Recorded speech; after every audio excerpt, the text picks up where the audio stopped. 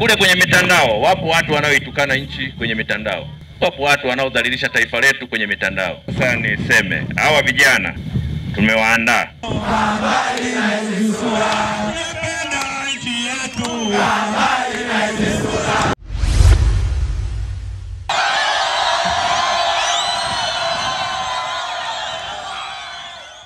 Afande mgeni rasmi, vijana walioko mbele yako ni vijana wa mujibu wa sheria wa Operation Nishati Safi.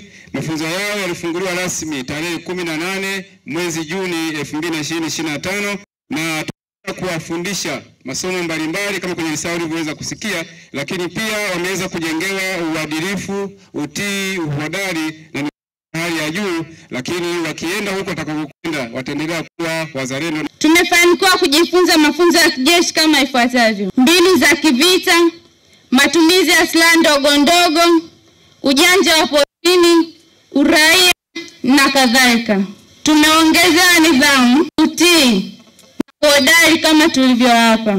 Tumejengewa uwezo wa kutunza muda kwa kufanya mambo mengi kwa wakati uliokusudiwa na kwa usahihi. Tumejengwa kuwa wavumilivu muda wote wa mafunzo yetu kwa ujumla na katika utekelezaji wa majukumu mbalimbali hasa ya kizalendo. Tegemea nipate vijana kutoka hapa wa Jeshi la Kujenga Taifa wenye nidhamu. Nipate vijana waaminifu. Nipate vijana watii. Wanaowatii viongozi, wanaowatii wazazi, wanaowatii viongozi wa dini. Taifa hili litalindwa na vijana hawa na wala sio wengine. Kwa hiyo hayo ndio majukumu matatu niliyopewa na sheria ya ulinzi wa taifa, na ni majukumu matatu niliyopewa na sheria iliyoanzisha Jeshi la Kujenga Taifa.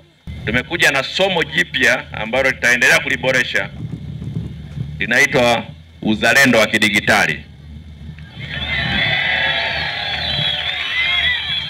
digital patriotism.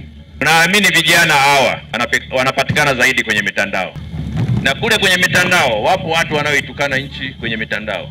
Wapo watu wanaodhalilisha taifa letu kwenye mitandao. Napenda sasa niseme, hawa vijana tumewaandaa, wanaenda kuwa ni mabalozi wema wa nchi yetu katika mitandao, mabalozi wa kidigitali.